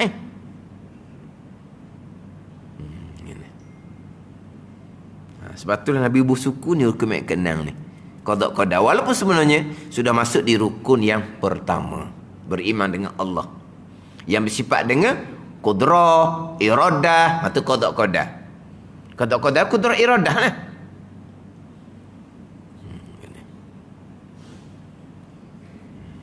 Hak tadi kita cerita perbuatan. Kita cakap biasalah. Makan nasi kenyang, minum air hilang dahaga, pasang kipas, pasang aircon jadi sejuk. Tengah hari matahari panas molek, jemur cepat kering. Itu cuma cakap asbab belaka. Pegangan kenyang tu Allah buat, hilang dahaga Allah buat. Tu pegangan kitanya. Sejuk Allah buat, bukan ekor kipas yang buat. Panas Allah buat, bukan matahari. Jemur kering Allah buat, bukan matahari. Itu pegangan keesaan pada perbuatan. Tapi cakap sebab tak ada salah. Jadi macam nak pastikan cakap tu di sini je, bukan duduk di sini, bukan di pegangan. Tu kena ambil tahu lah. Sama juga dengan perkara jahat tadi. Bercakap tak boleh sandar ke Tuhan benda jahat, haram. Haram kita menyandarkan perkara jahat kepada qada dan qadar. Kita wajib kena kata yang baik daripada Allah, yang buruk, yang tak baik datang daripada diri saya sendiri. Sudah kata. Dah kenapa pegangan lain, percakapan tak sama, jangan ada soal lah. Itu syariat orang meletak dah gitu, kita duduk gitu sudahlah. Pegangan hukum yang kena, baik jahat qada qadar. Cakap kena beradab dengan Allah. Yang baik daripada Allah, yang buruk datang daripada diri kita sendiri. Orang duk ceramah tu lah. Dia sudah ceramah tazkirah kan. Dia kata yang baik daripada Allah, yang tak baik datang daripada diri saya. Itu diri sendiri. Saya berpegang seumpama tu. Itu adab percakapan kata. Pegangan hukum yang keenam lah baik jahat daripada Allah. Bukan kata orang ceramah tu cakap gitu. Kita pun wajib cakap gitu. Kita wajib cakap gitu. Yang baik daripada Allah, yang buruk datang daripada diri kita sendiri. Wajib kita cakap seumpama tu. Menyandarkan perbuatan buruk pada qada qadar haram, dosa besar. Jangan main-main. Tapi pegangan ada sini. Tapi macam mana nak pastikan dia cakap tu hanya adab mulut, adab syariat dia, adab zahir, kesopanan zahir. Macam nak pastikan pegangan dia rukun yang kenal. Tu kena tu semua. Pekerjahat qada qadar ni Allah lah. Kalau tu tengok tu ceramah-ceramah pun ada. Mana mungkin Firaun tu kafir qada qadar? Lepas tu kalau Firaun kafir qada qadar, Firaun pun kafir sampai ke mati, Firaun kena buh dalam neraka oleh Allah kekal selama-lamanya, manakah keadilan Allah? Ni dah ceramah ni, ditolak perkara jahat tu qada qadar. Kita bilang, ya sungguh logik juga akal. Punah. Jadi sekarang ni Firaun mati kafir. Qada qadar. Lepas tu siapa yang kena bakar dalam neraka selama-lama? Firaun. Dah ci ke gitu? Adil ke Tuhan buat gitu? Dia yang mengqada-qadakan Firaun kafir, lepas tu bubuh neraka pula Firaun. Adil ke seumpama tu? Adil lah hak dia. Firaun ni siapa buat? Allah buat. Lepas tu Allah nak buat dia kafir, Allah Ta'ala. Allah Rabbil Alamin. Allah Tuan. Tak ada Tuan. Kita Rabbil Alamin, Tuhan juga. Tuan bagi sekalian alam. Hak dia belaka. Firaun hak Allah Ta'ala. Neraka hak Allah Ta'ala. Allah nak bubuh Firaun dan neraka kekal selama-lama. Hak dia. Nak timbul adil tak adil macam mana hak dia? Timbul tak adil ni kita kata hak orang pada perkara yang tidak dibenarkan. Ada acih gitu, bukan hak kamu tu. Kenapa kamu buat seumpama tu? Bukan hak kamu tu kan? Baru timbul. Sekarang ni hak Allah nak timbul apa lagi? Allah Ta'ala qadakkan beriman, mati iman syurga. Betul? Allah Ta'ala qadakkan kafir, mati kafir, kekal neraka. Celakalah bagi dia. Sudah lah. Macam kita. Allah qadakkan kita lahir di kalangan orang Islam yang beriman. Betul lah kita. Orang kafir 3/4 dunia. Kan orang Islam kan 1/4 ke 1/5. Dunia dia bukan cerita Malaysia ni. Cerita satu dunia, orang Islam 1/4 gitulah tau. 1/5 gitulah. Jadi mana 3/4 lagi tu? Oh kafir. Lahir kafir, mati kafir, kekal neraka selama-lama tu. Tu bahagian dia, celakalah dianya.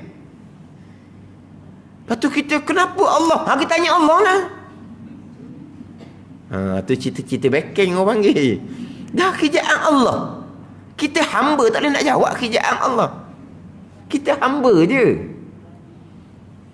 Dah lah 3/4 ahli dunia ni, 3/4 ahli dunia ni mati kafir ni. Mana tempat mereka? kekal neraka selama-lamanya. Mari mana tu? Qada siangnya lah. Siapa kita? Allah Ta'ala. Ke mana Allah nak buat pun? Kita tak ada hak pun nak tanya ni. Hak 1/4 tu pula orang Islam. Beriman ke tak pun, atas bahagian masing-masing. Beriman taat ke tak, atas bahagian masing-masing.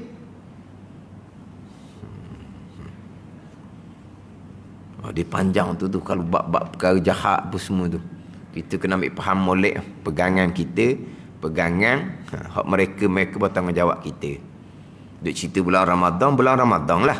Kelebihan lah bulan Ramadan. Bukan semua orang dapat. Kita maklum lah Ramadan ni kelebihan dia. Tambahan pula kita ummah Nabi ni ummah umur pendek. Dengan Ramadan lah gandaan sampai ke 70. Jadi sebulan Ramadan ni macam 70 bulan ibadah. Pada ni 70 bulan ni 6 tahun dah dekat 6 tahun. Dah, maknanya kalau kira pahala amal ibadah kita sama dengan pahala amal ibadah ummah terdahulu hak umur ratus-ratus tahun. Kalau kita melengkapkan dia punya syarat untuk dapat kelebihan. Kalau tidak, tak ada. Bukan kata Ramadan. Selama-lama pun amal ibadah tidak akan diterima. Kalau akidah tu akidah salah.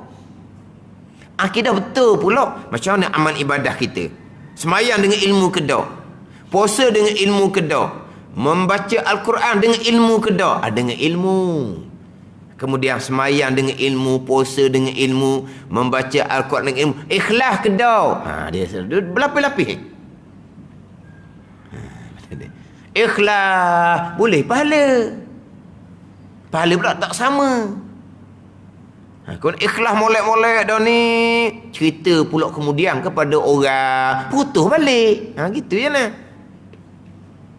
Nak dapat kelebihan pahala ganjaran ni, hak ni untuk akhirah ni, hak sebenar-benar prasyarat dia halus. Kita kerjaan dunia pun nak dapat upah gaji ke apa ke, kena kerja molek. Dah akhirat ni pahala ni bekal akhirat ni. Nak dapat pahala ni mudah-mudah ke? Belajar dak apa tak boleh pahala? Boleh pahala. Pahala untuk apa? Untuk ni bekalan akhirat, syurga yang kekal selama-lamanya. Wah, amal sekejap je atas dunia. Balasannya syurga kekal. Syurga kekal. Daripada amalan sekejap atas dunia. Jadi amalan pahala pasal mana tu? Siapa ke boleh syurga yang kekal? Kena nilai, kena tahulah.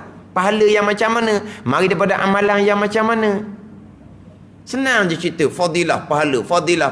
Ni untuk bekal akhirah ni. Untuk syurga selama-lama ni. Nak bernilai macam mana peraturan dia? Ni kadang-kadang bulan Ramadan cerita fadilah semata-mata. Kena cerita prasyarat supaya tidak tertipu. Fadilah ganjaran-ganjaran padahal tak ada pun, waliyazabillah lah kalau seumpama tu. Lepas tu kena tekan semua tu, belajar fardu ain tauhid pekah tasawuf sepanjang masa. Ni duha kita ni pula, alhamdulillah masuk bulan Ramadan pun boleh lagi teruskan, boleh belajar kekal. Pahala gandaan 70. Kan 70 kan? Mari sekali duha sama dengan pahala 70 duha. Mari sekali, tak payah mari dah 70 kali. Suka pula dah. Dah pahala 70 dah. Mari sekali tak mari 70. 70 lagi duha setahun 50 kali je. 70. Pahala. Ni pahala belajar fardu ain, pahala yang besar ni. Khilaf ulama ni, pahala belajar fardu ain mana besar dengan pahala sembahyang? Khilaf ulama. Dengan pahala semayang ni, tidak adalah pahala yang paling besar, pahala semayang lah ibadat zahir. Tapi mana besar dengan pahala belajar fardu ain? Khilaf ulama. Tapi nak cerita, dua-dua sama besar. Belajar ilmu aqidah pula, ilmu yang pertama, usuluddin. Bulan Ramadan.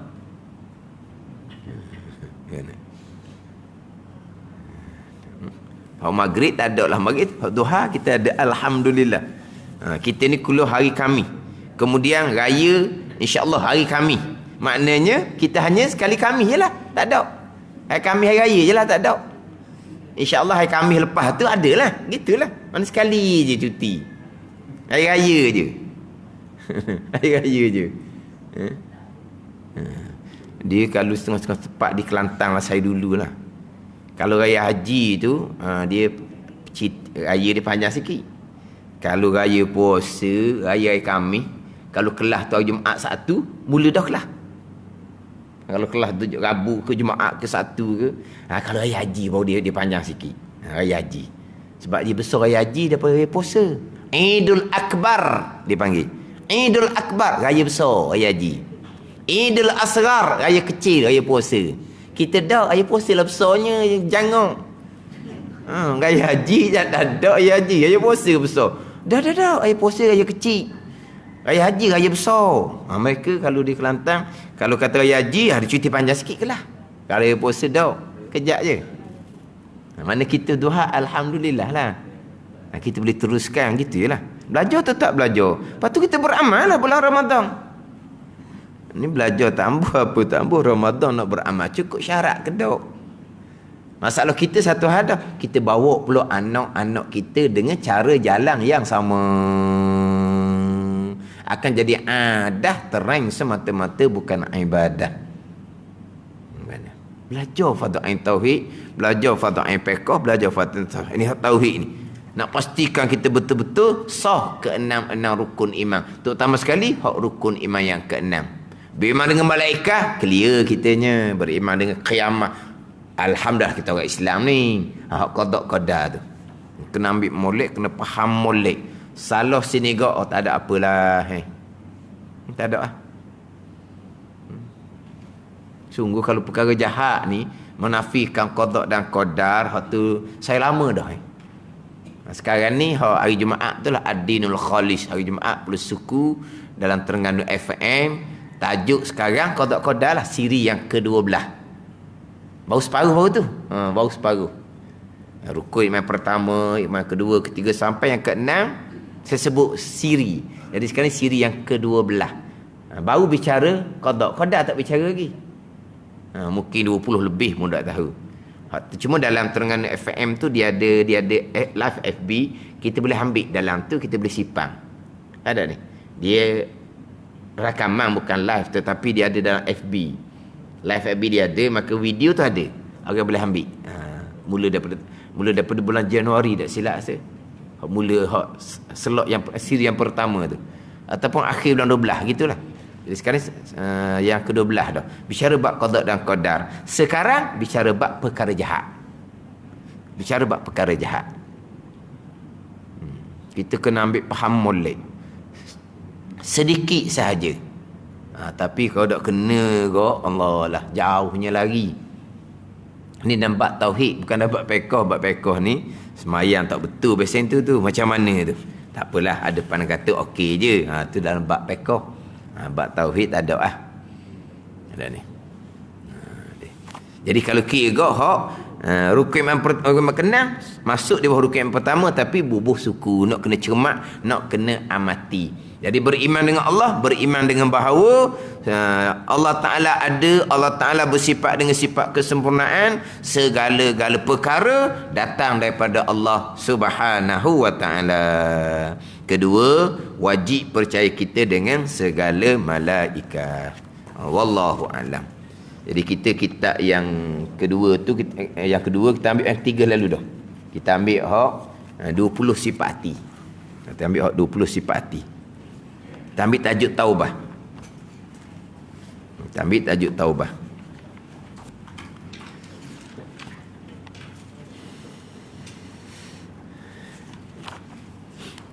Bukan awak ringan, tapi antara 3 tu hak paling mudahnya fiqh lah.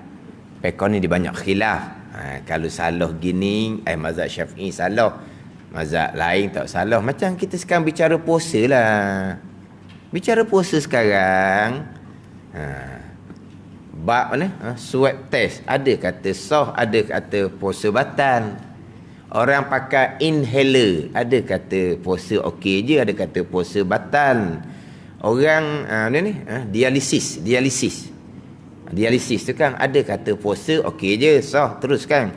Ada kata batal. Tu peko. Faham tak peko?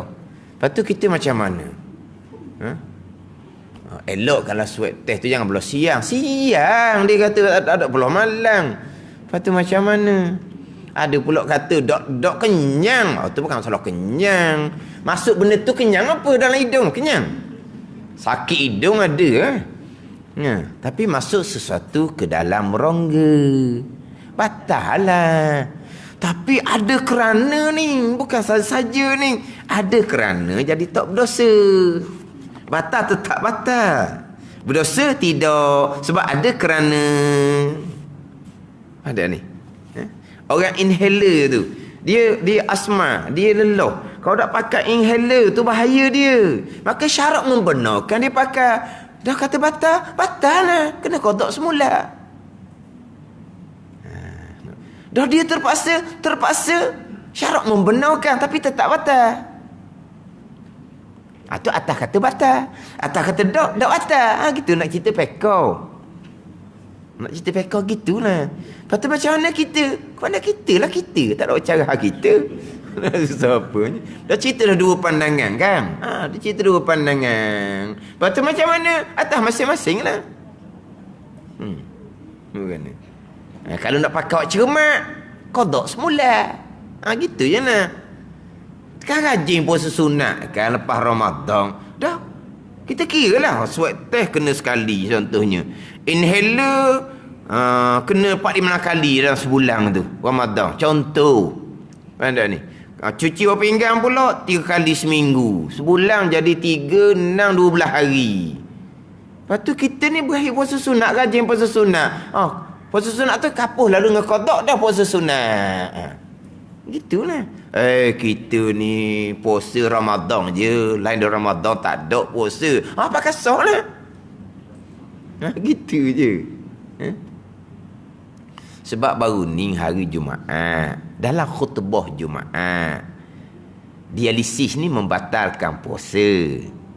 Tapi dia hanya cerita satu pandangan. Khutbah Jumaat. Jumaat baru ni. Orang cerita saya dah dengar khutbah tu. Sebab saya semai di Masjid Pengandan Baru, dia dah akal khutbah tu. Jadi satu negeri Terengganu dia selarahkan khutbah Jumaat. Jadi cerita buat hukum puasa. Jadi dialisis tu membatalkan puasa. Itu satu pandangan. Tapi dalam khutbah tu dia tak cerita panjang lah. Dia cerita satu pandangan. Sebab dia sekarang ni yang membatalkan puasa rongga. Rongga yang terbuka.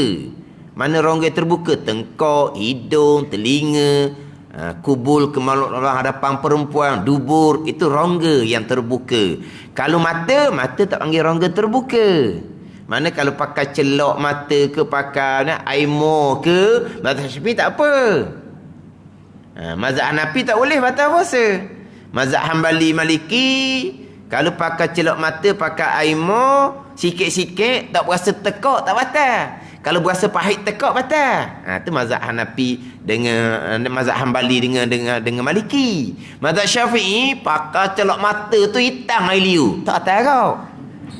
Celok mata mana dah tahu ni cerita tak kau celok mata sampai hitam air liu. Mazhab Syafi'i tak batal. Dia pakai aimo sampai ke pahit sini. Pahit. Tak batal. Sebab mata dia panggil rongga yang terbuka. Itu mazhab Syafi'i. Ada ni. Jadi sekarang ni orang dialisis, dia bukan pakai rongga. Dia mana? Lengan ke mana? Lengan. Lengan bukan rongga. Khilaf ulama, memang bukan rongga, tetapi sudah dijadikan lubang yang tetap. Mana ni? Kan jadi lubang yang tetap tu kan. Dia tutup, dia buka, dia tutup, dia buka. Jadi lubang yang tetap dihukumkan rongga juga. Tu satu pandangan. Satu pandangan dah. Hak rongga tu je nah. Tekak, hidung, telinga, kubur dan juga dubur. Itu je. Lengan ni bukan rongga. Dah dia buat lubang ni. Lubang peluk lubang tetap kan? Dah. Bukan rongga. Tak tahu. Tu satu pandangan. Satu pandangan. Walaupun bukan rongga asal, tapi sudah menjadi rongga. Sebab kita buat jadi lubang tetap dah ni. Tu satu pandangan. Kemudian ada pula timbul, kalau dalam masa dialisis itu, kalau hanya pusing darah je tak apa. Kalau masuk obat, dia banyak pula bahas itu. Tapi nak ceritanya pekoh khilaf ulama. Tapi kalau swab test tu, kalau hak fatwa rasmi, rasanya tak batal ke mana? Tak batal dah. Kita mazhab Syafi'i batal lah sebab ini rongga dalam. Orang tua ni pegang sini budak widah ni bukan rongga ni. Rongga nu dalam, rongga nu dalam. Lepas dia seruah ni mau panggil rongga. Dengan jari tak akan sampai di rongga. Orang kalau pakai jari tak akan sampai di rongga. Orang pakai jari tak akan sampai di rongga telinga. Melainkan akan ambil benda lain. Macam swab test tu dia ambil tu, sampai ke dalam doktornya. Ataupun kita ambil tu telinga tu, barulah masuk rongga. Kalau jari tak akan sampai rongga, tak sedar takut lah. Telinga ke, hidung ke, kalau bawa jari tak akan sampai di rongga. Di luar ni bukan rongga ni, luar ni. Sebab tu kita ketika puasa, kita berwuduk, sunat tak kita memasukkan air ke dalam hidung? Sunat. Kalau rongga, puasa batal, tak boleh buat lah. Sunat. Itu bukan rongga. Ya tu, pegang sini marah dah. Awang, jangan batal puasa. Allah garu hidung budak boleh. Tapi suat teh tu, berair mata karang tu. Kalau kira hak pen daripada bulan Ramadan, dah nak puasa senang kan? Sekalilah qada lah dengan puasa senang. Kalau dah puasa senang, sekalilah dengan qada tu. Qada dah puasa senang. Atau pandangan pertama boleh himpung. Dah, pakai tu. Senang je. Tapi nak ceritanya, pekoh gitulah dia khilaf. Tapi kalau tauhid, kalau tasawuf, satu jalan. Satu jalan. Tak ada khilaf-khilaf. Taubah wajib ijma' ulama. Ikhlas wajib ijma' ulama. Syukur wajib ijma' ulama. Riya dosa besar ijma' ulama. Takabur dosa besar ijma' ulama. Hasad dosa besar ijma' ulama. Tak ada kata riya khilaf dosa ataupun makruh, haram ataupun makruh. Tak ada. Ni tasawuf. Tak ada ni. Bukan buat ringan pekoh kena ngaji molek lah. Tapi hak pegangan satu jalan. Hak bicara sifat hati satu jalan. Itu nak kena ulang semua. Tauhid dengan tasawuf. Pekoh kita mengajilah. Bukan tinggal pekoh. Tapi nak ceritanya ringan sikit. Macam tu tadilah. Ada kata batal, ada kata tak batal. Kita pun pening. Tu pekoh. Sebab perkara tu perkara baru belaka. Bukan masa Nabi, masa ulama-ulama karang kitab pun tak ada lagi tu. Dialisi mana ada masa dulu. Jadi hukum-hukum ni ulama yang ijtihad. Bukan kata masa Nabi tak ada, masa ulama-ulama pun tak ada, kemudian sangat baru ada. Lepas tu kalau orang pula jenis, dia kalau cuci dialisis tu memang letih sangat contohnya. Letih sangat. Pakai batal sudah selesai. Kalau kata pakai tak batal pun kena buka juga. Ke mana? Tengok keadaan lah macam mana. Ada orang dia dialisis dia kata kena piping daripada tu Cuma kalau sampai tahap berat, memang tidak ada upaya berpuasa, tak ada bicara batal tak batal, gugur kewajipan puasa. Tu hak jenis berat lah tu. Hak jenis berat. Macam orang lelah gitu juga. Kalau dia memang tak ada, duduk gini sokmo dia tu dia dengan inhaler ke dengan apa ke, memang tak ada lah dianya. Hak tu memang kritikal dah dianya. Memang tak ada lah kewajipan puasa dia. Tak susah batal tak batal lah. Sebab tak wajib dah puasa. Kalau hak sampai tahap-tahap tu lah. Cuma nak ceritanya, hak pekoh, dia ada sikit lah longgar dia. Tapi hak bab pegangan ni kita bicara bab tasawuf. Bicara bab tasawuf ni hak kewajipan ijma' ulama belaka. Hak tak ada khilaf belaka ni.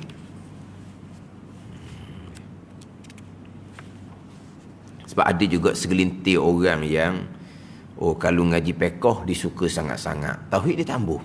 Tasawuf dia tambuh. Tak kena gitu kata. Ngaji tiga-tiga lah. Tauhid pekoh jangan tinggal. Tapi maknanya pekoh beri. Memang pekoh ni bab hukum hakam sedap dengar. Tengok orang tu semayang, dok comel, aku je semayang comel. Tengok dia nampak benda ni. Tapi kalau belajar bab pegangan, Allah payah. Belajar bab tasawuf kena atas diri kita sendiri tak benar. Riak lagi, ujub lagi, takabur lagi, hasad, tak habis-habis. Nak takabur sampai ke mana? Tolak dia orang rebah dah. Pada ni. Oh tolak rebah dah, tapi dia punya dada terbuka. Gongnya. Langgar dia orang rebah. Nak gong mana? Bukan kata langgar dia orang rebah. Hak rebah dah tu pun sombong lagi. Hak rebah dah tu orang buat belaka tu. Hak rebah dah orang buat belaka. Jekoh marah sebab apa? Sombong. Jadi ghadak jadi pemarah. Nak gapo-gapo macam dalam syurga dah. Nak siapa? Nak gapo-gapo kena pergi cari bahan dulu. Siapa lambat? Campur, buang. Allah kata sombong. Mana orang buat belaka dah tu?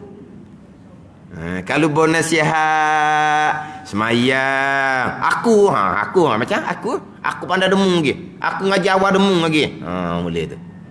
Nak kata kan? Orang nasihat suruh semayang. Aku lalu dah. Aku ngaji awal demung tu lah dari jauh tua kan. Main mana tu? Sombong. Padahal semua orang buat belaka. Otak susah tu, hak batin tu susah. Maksiat zahir ni, telip mata, telinga, lidah, tua-tua ni dah apa dah gitu. Ke tua-tua pun tengok drama Filipin, drama Indonesia, drama Meksiko. Gitu ke? Tua-tua pun dah. Kita ada dalam ni drama-drama Meksiko pun. Kan zaman dulu kan kecoh kan drama Meksiko pun, Rosalinda. Suka. Saya dengar cerita. Dia cerita dulu-dulu kan. Sebab ada orang ceramah. Dia kata, ni ustazah ceramah. Dia kata, murid dia tak ada. Dia kata, tak ada. Tinggal sikit je.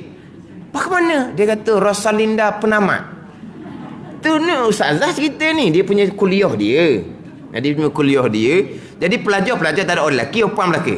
Hilang dia kata pelajar dia. Pengaruh tu lagi. Cerita dulu. Dulu benar Hindustan. Ada. Tapi dah tua-tua tak minat dah.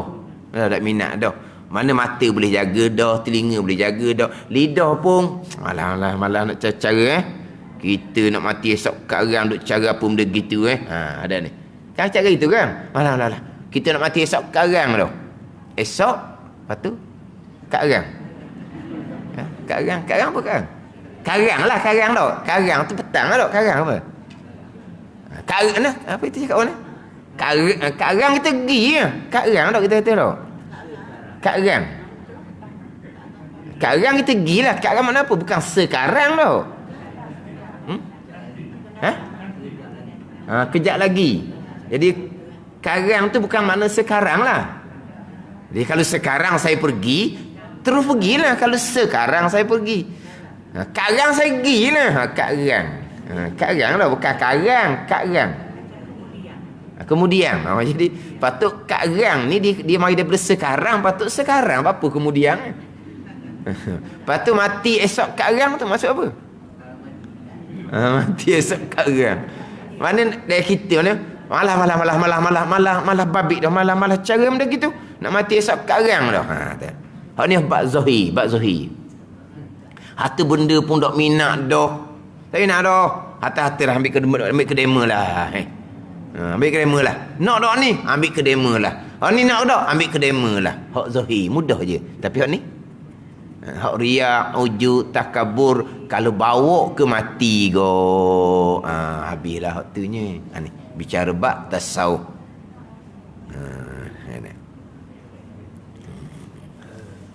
Tapi kita kena lengkap lah tauhid. Peko tu jangan tinggal peko.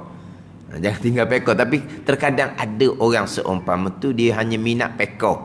Hukum hakam dia minat. Tauhid dia tak minat. Tasawuf dia tak minat. Tu tak kena lagi tu, tak cukup lengkap. Jadi ini taubah muka surat 30.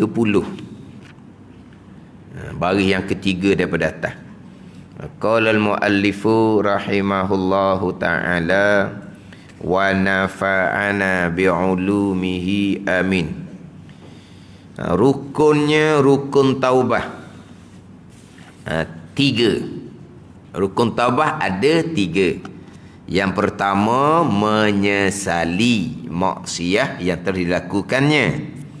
Yang kedua, berhenti, ikhlas, berhenti dari melakukannya. Yang ketiga, berazam tidak akan mengerjakan lagi dosa yang sama di masa akan datang. Ditambah pula, jika maksiat itu berhubung dengan makhluk, dengan manusia, maka disyaratkan memulang, mengganti atau minta dihalalkan. Ni hak dosa, kita panggil dosa maksiat dengan anak Adam. Dia ada rukun taubah yang keempat. Dia ada rukun taubah yang keempat. Tapi kita ni ringkas sangat lah. Dia dosa dengan anak Adam ni bukan hanya harta. Dia dosa dengan anak Adam ni ada dalam bab diri. Kita pernah mencederakan orang. Kita pernah tumbuk orang ke. Rukun taubah yang keempatnya, kita kena minta maaf dengan dia. Walaupun kita tumbuk tu masa muda-muda dulu, kita kena minta maaf. Kita cederakan orang. Ada ni, kita kena minta maaf. Tu dosa dalam bab diri. Hak ni dicerita dalam bab harta semata-mata. Dalam bab harta ni, orang kita ni kadang-kadang harta orang dia tak kosek. Hak biasanya pun dia. Hak biasanya adalah dalam bab maruah orang apabila diumpat. Tu mengumpat. Itu dosa dengan anak Adam dalam bab maruah dia panggil. Ialah kita kata ke orang jatuh maruah dia. Sebab apa yang kita kata tu benda sebenar. Kekurangan dia. Bila kita cerita kekurangan dia, jatuhlah air muka dia. Sebab kita cerita kekurangan yang ada pada diri dia. Ada ni. Benda sebenar. Kalau yang kita kata tu benda tak sebenar tu, dah panggil mengumpat pula. Dia panggil memfitnah. Tu besar dosa daripada mengumpat lagi. Dosa dengan Adam juga. Dosa dengan manusia juga. Mengumpat ni cerita benda sebenar. Tetapi kekurangan, keburukan ada pada seseorang yang menyebabkan seseorang tu jatuhlah maruah dia. Tu rukun taubahnya kena minta maaf. Tak minta maaf kok, bayar dengan pahala di hari akhirah. Gitu je lah. Tu hak panjang lagi lah bicara hak berkaitan dengan dosa dengan anak Adam. Jadi kita balik kepada rukun taubah 3. Dia dosa ada 3 jenis dosa. Kita ni dah nak cerita panjang ni. Nak habis masa dah kitanya. Jadi dosa ni ada 3 jenis dosa. Yang pertama, dosa kita dengan Allah yang tidak berkait dengan anak Adam, yang tidak berkait dengan tinggal kefarduan. Mana dosa dengan Allah? Pegangan yang salah. Itu dosa dengan Allah. Mana dosa dengan Allah? Makan riba. Itu dosa dengan Allah. Mana dosa dengan Allah laginya? Riak, ujub, takabur, hasad. Itu dosa dengan Allah Ta'ala belaka tu. Yang kedua, dosa dengan Allah berkait dengan tinggal kefarduan. Tinggal semayang, dosa dengan Allah tapi tinggal fardu tu. Tinggal puasa Ramadan, dosa dengan Allah tapi tinggal fardu. Zakat tak bayar, dosa dengan Allah tapi tinggal fardu. Dia ada rukun tambahan pula nanti akan bicara, iaitu wajib diqadakkan kembali. Kemudian satu lagi dosanya, dosa dengan anak Adam. Dosa dengan Allah yang tidak berkait dengan tinggal kefarduan. Dosa dengan Allah yang berkait dengan tinggal kefarduan, tinggal semayang, tinggal puasa, zakat tak bayar. Yang 3, dosa kita dengan anak Adam. Dosa dengan anak Adam ni bukan anak Adam yang dosa kita. Dosa kita dengan Allah yang kesalahan kita berkait dengan anak Adam. Itu makna dosa dengan anak Adam. Allah melarang kita, wala yarta' ba'dukum ba'da, dan jangan mengumpat oleh setengah kamu akan setengah. Tuhan larang, jangan kamu mengumpat. Bila kita mengumpat berarti kita langgar larangan Allah. Kita langgar larangan Allah. Dosa kita dengan Allah, tapi berkait dengan anak Adam. Wala ta'kulu amwala bainakum bil batil. Jangan kamu makan harta di antara kamu dengan jalan yang batil, jalan yang tak sebenar. Jangan ambil harta orang. Kita pun ambil harta orang dengan jalan yang tak sebenar. Kita langgar larangan Allah. Kita berdosa dengan Allah. Tapi dipanggil berkait dengan anak Adam. Kita pendek dosa dengan anak Adam. Adakah anak Adam tu dosa kita? Tak. Dosa pahala dengan Allah. Bicara dosa, bicara pahala kita dengan Allah. Jadi dosa dengan Adam, dosa kita dengan Allah. Tapi kesalahan hak dosa bahagian pertama. 3 rukun taubah ni. Kita akan cerita balik kemudian. Adapun kalau dosa tinggal kefarduan, tinggal semayang, tinggal puasa, zakat tak bayar, 3 rukun taubah ni ada. Menyesal, berhenti daripada meninggalkan semayang puasa, berhenti daripada meninggalkan semayang puasa. Faham ke tak? Sekarang dosanya meninggal sembahyang, tinggal sembahyang, tinggal puasa. Rukun taubah yang kedua, berhenti daripada melakukannya. Mana apa? Berhenti daripada meninggalkan sembahyang. Berhenti daripada ponteng puasa. Apa mana? Sembahyang puasa lah maknanya. Mana tak buat dah tinggal sembahyang. Tak buat dah tinggal puasa. Mana apa? Bersembahyang lah. Berpuasa lah. Tak lah. Kalau macam contohnya dosa makan riba, itu dosa kita dengan Allah. Berhenti daripada melakukannya, berhenti daripada makan riba, itu senang cerita. Ni berhenti daripada meninggalkan sembahyang, sebab dosanya meninggalkan sembahyang. Berhenti daripada meninggalkan puasa. Apa makna? Janganlah tinggal semayang tu lagi. Janganlah tinggal puasa tu lagi. Mana apa? Bersembahyang dah sekarang, berpuasa dah sekarang. Rukun taubah yang ketiga, berazam tidak akan mengerjakannya lagi. Mana berazam tidak akan tinggal semayang dah di masa akan datang, dalam keadaan macam mana sekalipun. Berazam di hati, bulat di hati, tak akan tinggal dah puasa di masa akan datang. Dan ini rukun taubah yang ketiga. Dia ada rukun taubah yang keempat, wajib qada kembali. Itu kalau tinggal kefarduan. Sama juga dengan dosa anak Adam.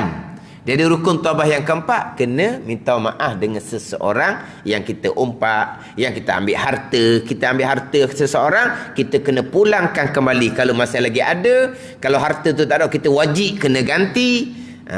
Nak ganti pun tak boleh dah, kita minta halal. Dia tak halalkan juga, kita tunggu ada duit lah, kita akan bayar angsuran contohnya lah. Atau peringkat dia ada. Hak paling panjang bicara adalah dosa dengan Adam. Itu paling panjang bicara. Dalam kitab Minhajul Abidin, hak paling panjang bicara adalah dosa dengan anak Adam. Kemudian kita nak pergi kepada hak dosa meninggalkan puasa. Maknanya kena qada kembali puasa. Satu laginya, dia puasa ni lain sedikit. Apabila kita tinggal puasa, kita wajib qada segera. Perempuan yang tidak berpuasa kerana haid, sunat qada bersegera. Orang yang tinggal puasa dengan sengaja, wajib qada bersegera. Memang dia tak qada, maka berdosa sepanjang masa. Sampai ke habis tahun, dia tak qada, maka dia ada fidyah langkah tahun. 1 hari langkah setahun, 1 cupok 675 gram. 1 hari langkah setahun. Lepas tu kira lain pula. Ni kena peringat ni kepada contohnya budak-budak hok belasan, kalau menengah. Kalau rendah, kadang-kadang puasa cukup. Naik kalau menengah, balik. Dia tingkatan 1, 13, 14, 15. Kita letak balik. Kita peringat. Memanglah dia ikut ke mana pun, dia balik tu lembek, letih je. Nampak macam puasa. Kalau dia buka pun tak kenyang-kenyang pun. Dia makan kosing kawan-kawan dia kerana apa? Nak masuk gu. Kalau dak buka, jadi tak masuk gu dia panggil. Mana ni? Nak masuk grup. Geng. Geng. Ada ni.